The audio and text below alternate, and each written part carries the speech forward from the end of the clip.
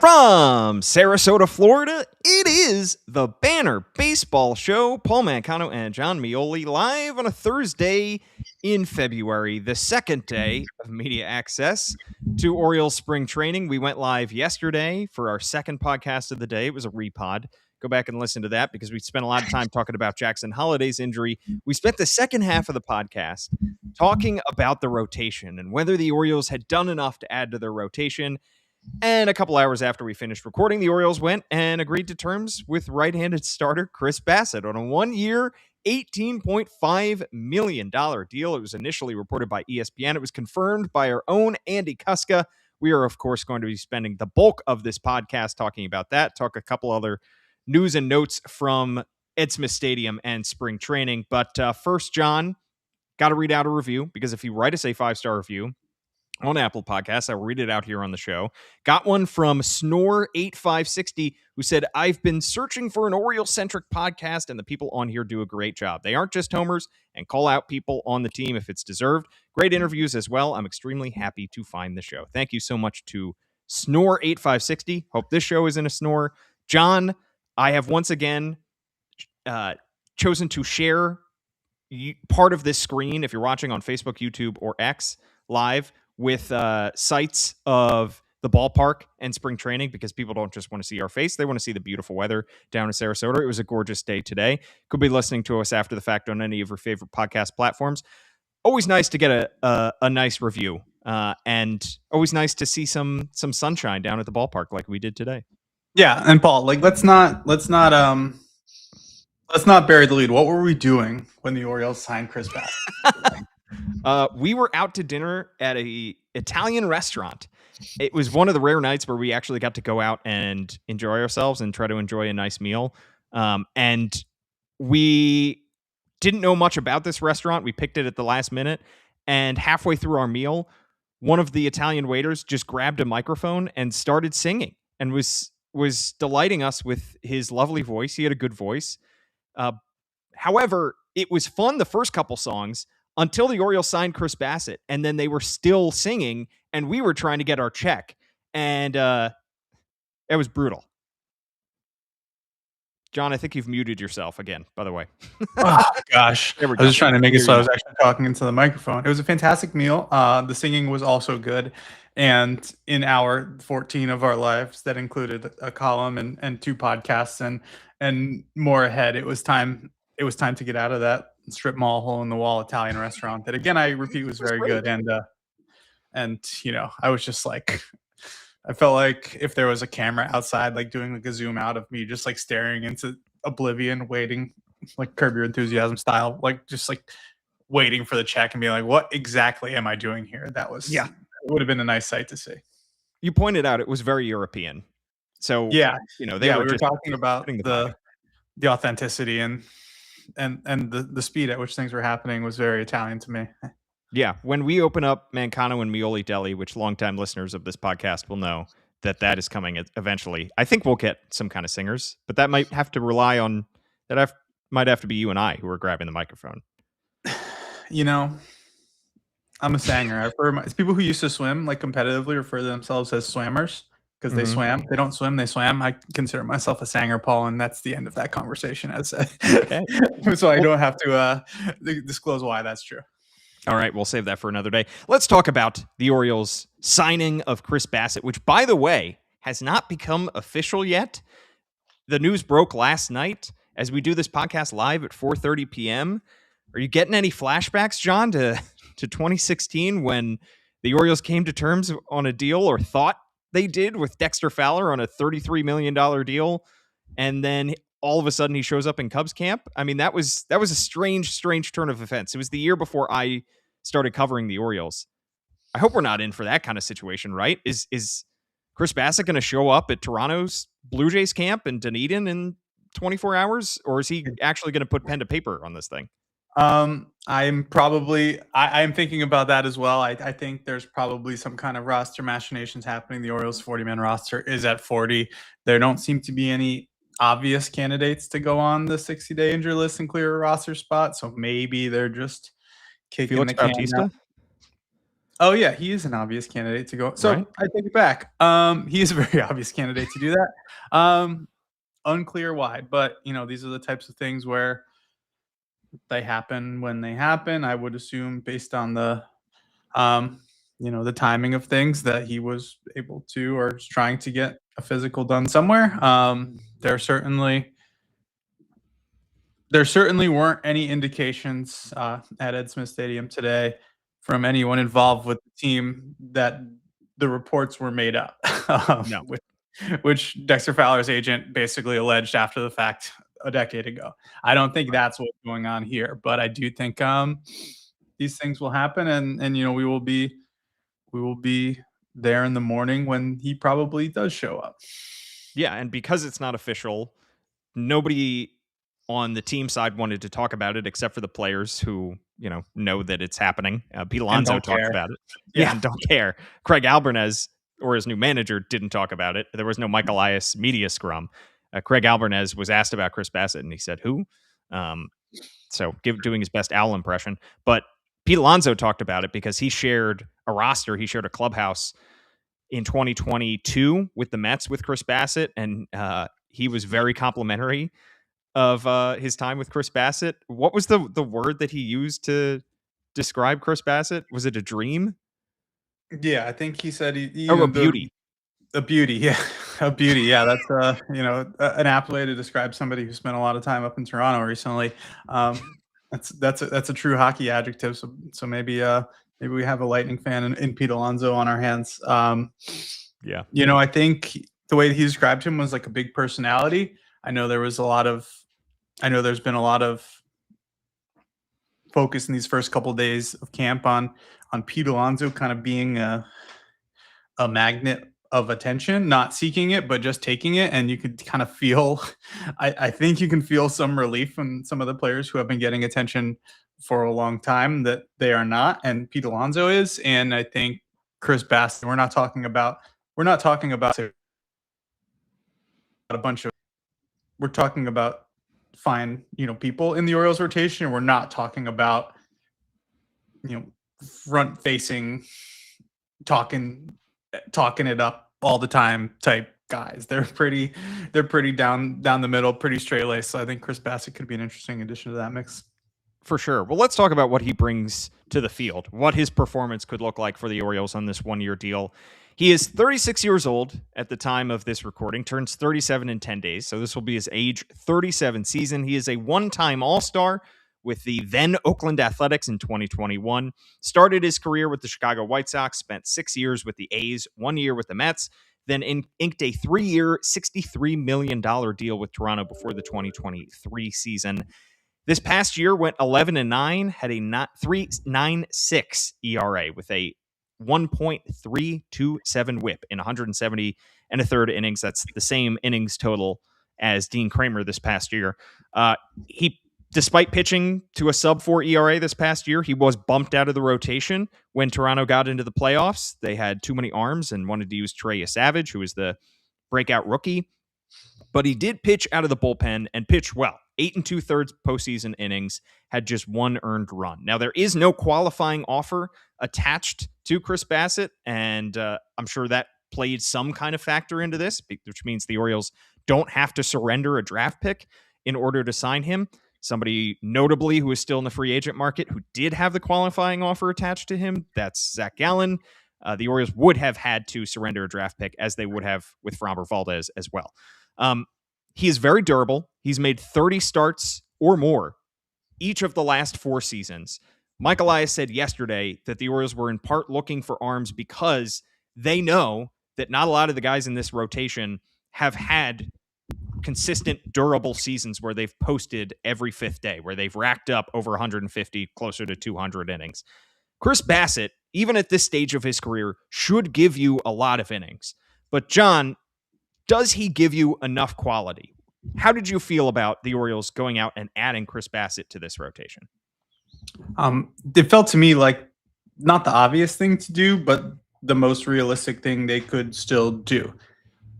I've always been of the mind that if they were going to go out and sign a Framber Valdez or Ranger Suarez, if they wanted to, if that felt like a sensible thing to them, they would have. This because they have basically done this 4 or 5 years running with Jordan Lyles and Kyle Gibson and add Charlie Morton into the mix last year, you're just adding progressively more expensive versions of this veteran pitcher who you are signing because you have a very high level of conviction that they will be some reasonable approximation of what they've been for their entire post-prime, for lack of a better word.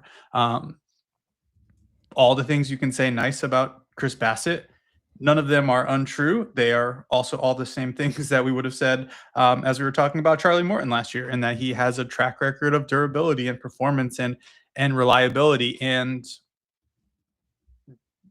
to leave last year's edition of Charlie Morton and Tomoyuki Sugano in the past where it belongs, which is something I pray that we will be able to do at some point in our lives. What Chris Bassitt brings to this group, and with some of the workload questions that I think have taken on, I think there's probably some level of reality to those concerns, but also, Shane Baz basically pitched a full year last year. Kyle Bradish got a decent platform. Gene Kramer is Gene Kramer. Zach Eflin's going to be able to do what he does because he still pitched last year. I think this rotation, and as we talked about it over the last few weeks, what the concern was for me was always that what happens if something happens? The spring training dead arm, the 6 week shoulder strain, that puts unproven in the cases of Brandon Young and Cade Povich, unknowns in the case of Albert Suarez and Tyler Wells in terms of what they can give. That puts a lot of uncertainty into the back end of the rotation. Whether the Orioles go 5-man, 6-man, whether they still play Zach Eflin, however this works, those questions are answered. And in the same way that we spoke yesterday about stress testing the roster and looking at the infield and saying, if something happens and we need to remove one of these players from the equation for an extended period of time, is there too large of a gap in performance between what we expect and what in the worst case scenario? And I think that was the case on the infield, so they traded for Blaze Alexander. It seems like this is addressing that version of that on the rotation side. And we will probably still talk about the top half of the rotation. I'm still not somebody who's going to question how high the ceilings of these players are. But it seems like the Orioles are probably in that same boat as well, because they addressed the downside and the floor. And after saying, reinforcing the floor probably 750 times over between October 2024 and March 2025 and having it, wearing it on my face for the rest of the year. I hesitate to say that, but this feels like that kind of move. Yeah. To go back to your point about them signing Jordan Lyles before the 2021 season, or 2022 season, I believe, and then Kyle Gibson before the 2023 season, and Charlie Morton before the 2025 season. I'm probably forgetting guys in here. All of these one-year deals that the Orioles love to hand out, they have progressively gone up in value, and it's not just inflation. I think Lyles' deal was like $9 million, Gibson's was like $10 million, Morton's was $15, and then $18.5 million for Chris Bassitt. The Orioles are consistently improving on those. I mean, each guy along that rung is definitely better than the last guy, and that's why they're paying them a little bit more, not just inflation-wise, but they are consistently improving in that area. They're slowly dedicating more resources to these one-year contracts. However, all of these guys are still in the same kind of class, the same general class of pitchers, which is these veteran guys who are going to eat a lot of innings, and as you said, reinforce the floor of this rotation. That being said, I don't want to say that Chris Bassitt is going to be what Jordan Lyles was and have a 5-something ERA 4 years ago. Chris Bassitt is a legitimate dude. I mean, Chris Bassitt signed a 3-year, $63 million deal with the Toronto Blue Jays for a reason, but he is not Framber Valdez. He is not somebody who is going to be at the top of the rotation. He is going to fit into a rotation probably around the 4th spot in this Orioles rotation, given what they have, maybe the 3rd spot. You have Kyle Bradish and Trevor Rogers at the top. Then you have Shane Baz, Chris Bassitt as your 3-4, however you want to configure those two guys, and Dean Kramer is your last guy. Now, Zach Eflin, by all accounts, according to Albarnez, according to Michael Elias, is full go. They don't want to put any kind of restriction on him in spring. Still, he is only less than a year removed from serious back surgery. I would be very hesitant to throw him out there in the first series of the season or second series of the season and say, go out there and give us 6 2/3 innings. I would slow play Zach Eflin if I were the Orioles, and I have a feeling that they will try to do that if everybody else in this rotation is healthy and good to go. I think they will be reticent to go to a 6-man rotation out of the gate. But John, for sure, this rotation is better on paper than the group that started the season last year. I just don't know if it's going to be good enough to keep the Orioles competitive in the AL East. I don't know if it's going to be a top half of baseball rotation. I don't know if it's going to be a top 10 rotation. We don't know. For me, if this is the final move, and it sure seems like it for this rotation, they needed to do better. They needed to get somebody who could be near the top. So this is a facetious question, but I'm going to ask it anyways to kind of set up my point. What happens in the other half of the innings when the Orioles don't have a pitcher on the mound? When the Orioles don't have a pitch, they swing the bat. They hit. It's their turn to hit. They get 9. The other team gets 9 in most cases.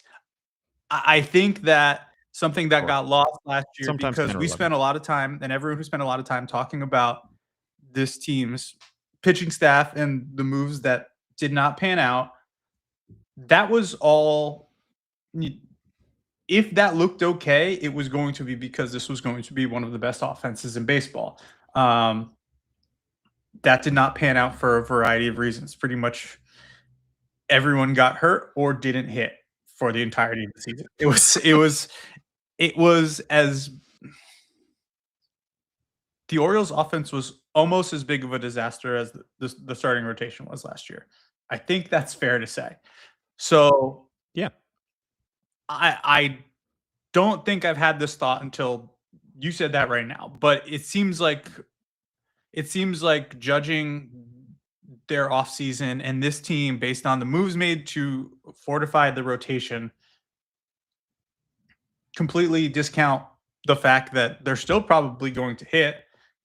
They're going to hit probably pretty well. And the pitching staff, the starting rotation is not going to have to go out there and go 7+ shutty every single night, because the Orioles are probably going to score some runs. So it strikes me as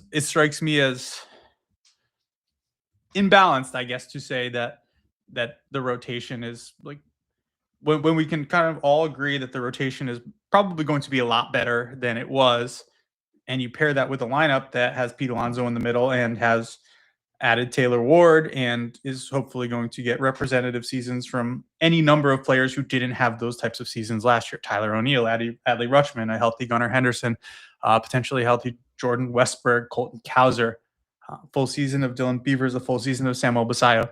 There's no way that offense is not better than it was last year. So it feels like this team, and this is not like a word that there's not going to be a column up on thebanner.com where you can subscribe $1 for 6 months tomorrow that says John Meoli : the Orioles are sufficient. But like, that is all completely sufficient to me. That is completely, there are all kinds of bad things that have happened, that can happen over the course of a long baseball season. You and I, who speak about the Orioles, and everyone who follows the Orioles and everyone involved with the Orioles, can list those off readily, because most of them have happened to this team over the last 18 months. So there's no blindness, there's no denial of all that. And there's also you can have contingency plans and you can plan for what happens when some things go wrong, but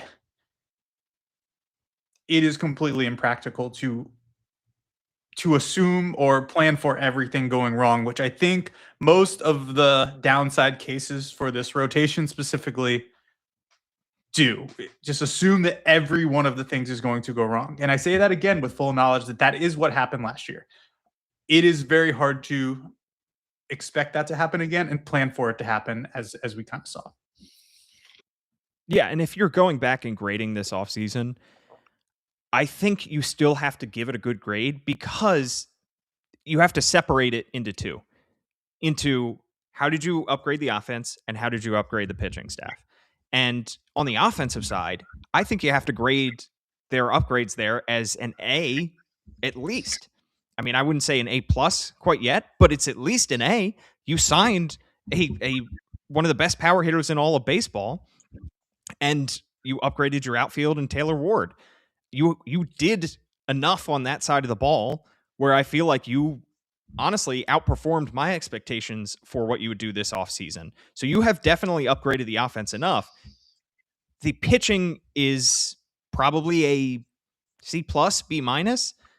I just thought they would get somebody who was going to be closer to Trevor Rogers and Kyle Bradish, and they just didn't. And that just means it's not a perfect offseason. That means if I'm putting those two grades together, I'm giving them a B plus, average them out, and that's about a B plus.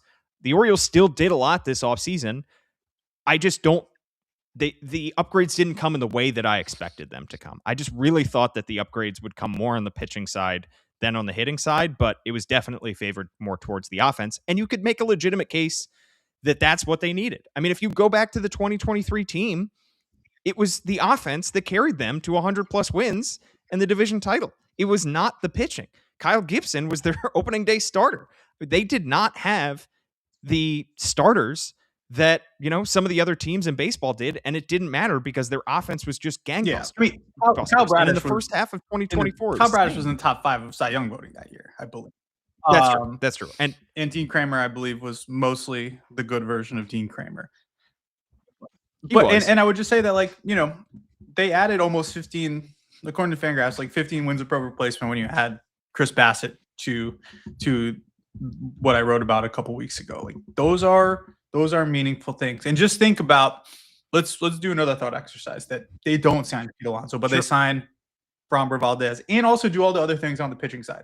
And the one thing that is supposed to make this lineup that was a bunch of guys that everyone spent most of this decade believing in until last year when they kind of stopped. I guess until the end of 2024 when they all kind of stopped hitting with runners in scoring position. And last year kind of for all the reasons that we know about. If Framber Valdez replaces Pete Alonso in this team's offseason, what conversation are we having? We're having a conversation that it was too imbalanced in the other way because they're betting too much on Adley Rutschman getting back to being Adley Rutschman and Colton Cowser only, all the things that are already being said. Frankly, it just doesn't feel as pressing because they added Pete Alonso and Taylor Ward's in the mix. But all of that was done because all of those things about the lineup are true and needed to be addressed. And they had a lot. I think the point is they had a lot of things to address. They had a lot of stuff to do, and they did a lot of stuff. Yeah, I mean, they were a 75-win team last year. They were bad. They were bad. Not the bad on purpose way, but they were bad. And they were bad for a lot of reasons that were understandable, and they were also pretty convicted in that not happening again. So if you had, I wish I don't carry cash. If I held up a dollar bill right now and said, how did the Orioles allocate this offseason dollar? How do we break it down? In terms of money, obviously Pete Alonso got the most, but in terms of resources, prospect capital, there you go. That's 20. Oh boy, where are we going tonight? Yeah. You should have tipped the singer with that last night. I really should. Did they go 55? Is Pete Alonso 55% of that dollar? 55 cents on that dollar, and Shane Baz and Zach Eflin, and in terms of 2025 salary, Zach Eflin and Chris Bassitt are probably making, when you add Shane Baz into there, Ryan Helsley into there, I think they spent more money on the pitching staff and added more money if you add Andrew Kittredge and his option in Like they added more money to their payroll on the pitching side than they did on the hitting side externally. But if they didn't do that, if they didn't allocate these resources the way that they did, I don't know that there's a holistic case for this team to be better. I honestly see a world where if they had signed Framber Valdez or Ranger Suarez or Dylan Cease instead of Pete Alonso, and that was the guy who's making $35-40 million on this team for 2026 and beyond, there's a lot of questions about how they're running it back with the same group in the lineup every day. Yeah, absolutely. I will say, though, we know this org has concerns about pitcher injuries. There's a reason that this org hasn't taken a first-round pitcher in forever since Mike Elias has taken over. They like the security and safety of hitters over pitchers. What did Corbin Burns do a few months into signing his massive deal with the Arizona Diamondbacks? Hurt his elbow and needed Tommy John surgery. And that's not to say you shouldn't ever spend on pitching. That's just what this organization favors. If all things are equal, they're going to put their money on the hitter because they know that it's less likely that he has a serious injury that's going to keep him out for 12 to 18 months as opposed to a pitcher. But I think what a lot of Orioles fans heard and thought and believed, and whether it was fair or not, when David Rubenstein bought this team, and when David Rubenstein said, I don't have a financial limit, and when when Mike Elias said this ownership is opening up all kinds of opportunities for us that the previous ownership didn't, I think they thought we can spend with the big boys. And I think it's just clear now in 2 full off seasons with David Rubenstein and company owning this team, they're not going to. I don't know if this team is, barring a salary cap, which could come after the new collective bargaining agreement is signed, God knows when, in 2027 or 8, this team is probably not going to be in the top 10 in payroll in baseball. Because if it wasn't going to come last offseason and it's not coming this offseason, when is it going to come? The window is wide open for this team. They still have so many young, controllable guys who are on this roster who can win, and they believe, and they've said they can win with, and they're still not spending in the top 10 of baseball. It's not going to happen at any point. So I think that, and I'm not saying it shouldn't happen, I'm just saying in reality, it doesn't look like this Orioles team is going to be one of the top 10 spenders, let alone one of the top 5 spenders in all of baseball. And again, I'm not saying you should be okay with it. I'm just saying that's what reality looks like at this point. Yeah. I mean, yes. I don't know that there is a ton of evidence to suggest that they were going to, there's no, I'm Steve Cohen, I just bought the Mets, look how much money I have off season coming. I think that's abundantly clear, because they haven't done that yet. They've had 2 opportunities to. They certainly have tried. I will point out for the umpteenth time that basically in like 16 months between buying this team and the start of the 2025 season, the Orioles payroll went up by like $100 million, which is.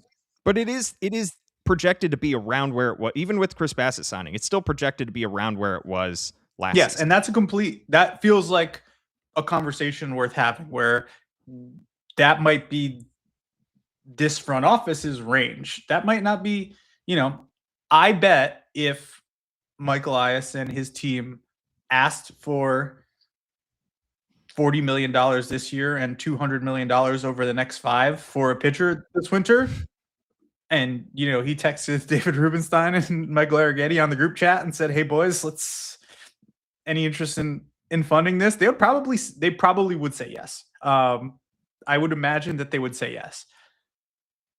I think they are still following this front office's lead on that, and that is a conversation worth having. I would point out, again, I would just point out that all these things are valid, and to make it the thing is to discount like what we're watching a stream of. Like, this is a team that can be good. And that was kind of what I believe there is now finally a column on thebanner.com, which I already promoted, about how this is like, there still feels like a huge disconnect between what's happening like in these couple blocks in Sarasota and like the Orioles discourse. And it kind of crystallized as I was trying to make sense of how to update that column talking about Chris Bassitt, where like the aha moment was like, this isn't going to matter to the things that if people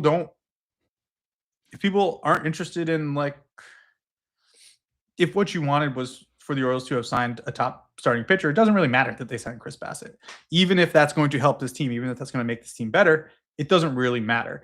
What will matter is that one of two things will be true 3, 4, 5, 6 months from now, is that this team is fun again and is good again. And all this stuff kind of worked out, whether it's the things that we think worked out, whether it's, whether there's some version of, what is this guy doing pitching well in our rotation, the way that Albert Suarez and Trevor Rogers have been in the past, whether it's, maybe the Dean Kramer Renaissance happens, maybe Kobe Mayo is the best hitting right-handed first baseman on this team in September. You don't know any of those things. There are a million pathways for this team to be better. And all that really matters, anyone who's upset about how they spent this offseason, how they enhanced this team this offseason, anyone who, and I'm speaking for people that I don't interface with, I would just make super clear.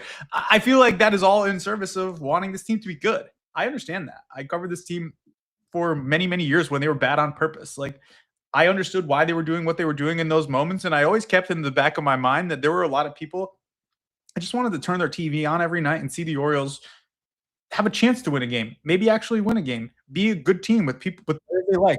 They want to go to Camden Yards and not have the team lose. They don't want to boo Charlie Morton off the mound in the second inning. Like, this is all the stuff that people want. So if you want them to spend money, it's because you want them to be good. And if you close your mind to the idea of them being good because they didn't spend the money, then that is everyone's prerogative who wants to do that. And that is just not necessarily a reality that I'm completely understanding of. Sure. I think there is a portion of the fan base that listened to the conversation of, would you rather have Pete Alonso or Framber Valdez? If the Orioles had gone down path A as opposed to path B and signed Framber Valdez to a deal that was similar to the one that they signed Pete Alonso to, and not signed Pete Alonso if they upgraded their offense over their pitching, I think a lot of fans would say, why not both? Why can't we be the team that does both? Because yes, there is only one Dodgers. There is only one team that goes out there and wins 2 World Series and then signs Kyle Tucker. But there are also a lot of teams, like I talked about them yesterday, but the New York Mets, that, they still have a very good team, and they may have lost out on or didn't want to pay Pete Alonso, but they go out there and they sign Bo Bichette to a short-term deal. Like, there is still a middle ground between where the Orioles are and where the Dodgers are. There are still teams that inhabit that range between the 11th best payroll in baseball and the second best payroll. And it's just clear to me now that the Orioles are still, whether it is ownership, whether it is the front office, they are still operating in the range of middle of the pack, 15, 14, 16, wherever it is. Yeah. And that's probably where they're going to be this year. And that is, they will either, and that's truly what I'm excited about being here in Sarasota, because it's so much fun to cover, like, the beginning of spring training, because there's a million things going on and you're learning all kinds of cool stuff. I have, like, a nonsensical, like, note going on my phone of all the stories that I want to write. I'm learning about all these interesting things that'll make for interesting columns, and I'm learning things to talk about here in this podcast. And it just feels like, I actually have no idea why I started saying that. You were talking about... No, I mean, it feels... I want this to be the last time we have this conversation. It's not going to. It's not going to, because no, it's not. It's never going to go away. I remember what I'm talking about. But okay. It feels like, and this is an absolute privilege to be here and to be able to say this, but right, wrong, like, that is not the reality of this team right now. kind of interestingly and I'm planning on exploring this in the time I have left here, like this roster, this coaching staff, like they feel like the light switch has been turned on in the sense that this ownership group and front office finally is supporting this team. That, there are 60 baseball players and gosh, dozens. There's so many coaches who get to access the player development facility and use that, and that's a benefit to them. That doesn't do anything for anyone who's listening to this, or it does. Yeah, it doesn't matter to anyone, but that matters to these players. They feel like the investments made financially in Pete Alonso and all the offseason additions represent progress in a way that they didn't see before. And I know that to be true because pretty much everyone has said it. Not to me standing against the wall, talking shop. They've said it in front of cameras, into microphones. Like, this is a thing that people like Birdland Caravan said. They're saying it down here, that they feel like they are invested in. And that's not a binary thing. It's not, we feel like we are not supported or we do. Like, there are levels of that. There are levels of that. And I'm sure they would feel even more supported if they were more supported with a top free agent starting pitcher, or with an even bigger player development complex. Like, what are we talking about? But that's, it feels like, and what I struggled with literally all day yesterday was, it didn't feel like, it felt like there was two different worlds that existed around this team. There was the one around this team, and there was the one like around this team. Yeah, I think we've said it before, and we'll say it again in the next 5-6 weeks, whatever it is, and into the season. It matters what the Orioles did in the offseason. It absolutely matters. But this team is not going to get anywhere. This team's not going to get more than 75 wins and improve on last year unless the guys that they already have get better. Unless Adley Rutschman looks like his old self. Unless Gunnar Henderson gets his power swing back. Unless Colton Cowser, stops playing through injury and just goes out there and mashes. Yeah, unless Jordan Westberg can stay healthy. Unless Jackson Holliday can get healthy again and reach his full potential. Unless Samuel Basayo hits close to his full potential. Like, ultimately, it comes down to the guys that they have in-house. Chris Bassitt is going to have an impact on this team, just like Pete Alonso will, just like Taylor Ward will. But the guys in-house need to get better, otherwise this team isn't going anywhere. And that's ultimately, like you said, John, what this team is focused on. It's what this coaching staff is focused on. It's what these guys spent their off seasons focused on. They pay attention to everything else, and they're encouraged in a lot of ways by what this ownership group and this front office is doing, but they need to get better themselves. In terms of anything out there, I know we've just spent 40 minutes talking about stuff that, barely matters. Not barely matters, but, is kind of small in the grand scheme of things. What did you learn out there on the backfields, John? Is there any kind of infield, any kind of insight, any kind of nuggets that you want to share without stepping on the column, without giving anything away? I was interested watching the live BPs today. Kyle Bradish was Kyle Bradish. Tyler Wells gave up a home run to Pete Alonso, but most people do that at some point or another in their lives. And there's like a cadence to these things. I think there are guys who are farther along in camp who are getting like the earlier at bats. So like the first group of hitters to face the Kyle Bradishes and the Tyler Wells of the world were, Pete Alonso and Adley Rutschman and Colton Cowser and Gunnar Henderson. And then, they bow out and Samuel Basayo hops in and Jeremiah Jackson. And then it's probably like the seventh inning of lives and Heston Kjerstad pops out there. And it was striking that he was at that stage. I don't think it's like a status thing. It's probably just like, if you only need one or two at bats, the people who are going to get 5 or 6 go first, and and so on and so forth. But he laced a double off Brandon Young and like basically one hop the wall in right center, and it was a 2 strike, and he was joking with everybody. I think he had I think he actually took a 2-strike swing, and he was joking with everybody when he got back. He was like, "Man, I should have swung harder." and it's just a reminder that we spoke to Ryan Mountcastle today. We spoke to Kobe Meoli yesterday. We spoke to Tyler O'Neill. It is dangerous, and it is dangerous to be thinking about these things, but it is striking to see like the amount of players who could give this team something in a world where they're healthy and best selves, and the opportunity arises, and Heston Kjerstad kind of solidified that for me. This is going to be a big camp for him. There's a pathway to the roster because there's a pathway to the roster for everybody. He will not be able to answer all the questions about what he's going to be able to do as a big league hitter in spring training, but he can certainly have a good spring training, and you feel like he is on a pathway to do that.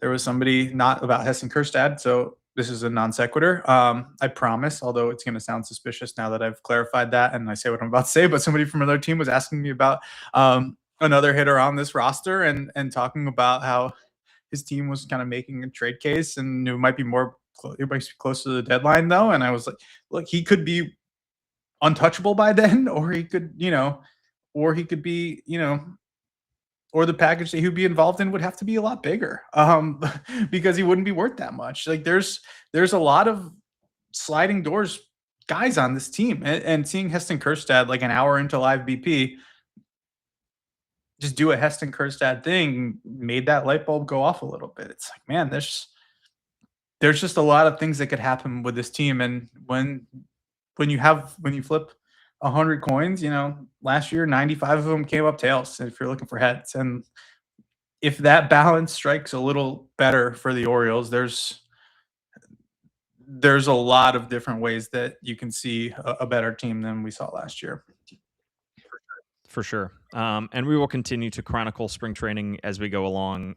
The whole, obviously, the biggest thing and one of the bigger things that I've been thinking about, and we have spent a lot of time talking about, is the bench bats. Are this team really going to go into the season with Ryan Mountcastle, with Kobe Mayo, along with Pete Alonso? How are they going to fit, all these guys in there? How are they going to fill in the at-bats while Jackson Holliday is recovering from his hamate bone surgery, which he just underwent today? So many questions yet to be answered, and we will have plenty of coverage for you on thebanner.com, as well as all our social media feeds, at All Banner Sports on X, Balt Banner Sports on Instagram, at John Meoli for his handle. I'm at Paul Mancano. Andy Kuska, of course, writing great stuff down here in Sarasota as well. Plenty more coming your way, and hopefully by the time you listen to this, the deal will be official with Chris Bassitt, and we're not sitting here talking in a few days about why hasn't this deal become official. Hopefully we get our answer there. But thanks so much for tuning in. For John Meoli,